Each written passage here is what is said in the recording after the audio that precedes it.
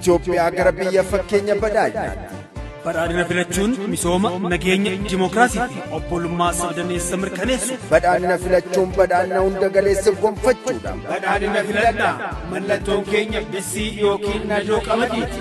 Filannoon keenya yoo maatee badhaadhina.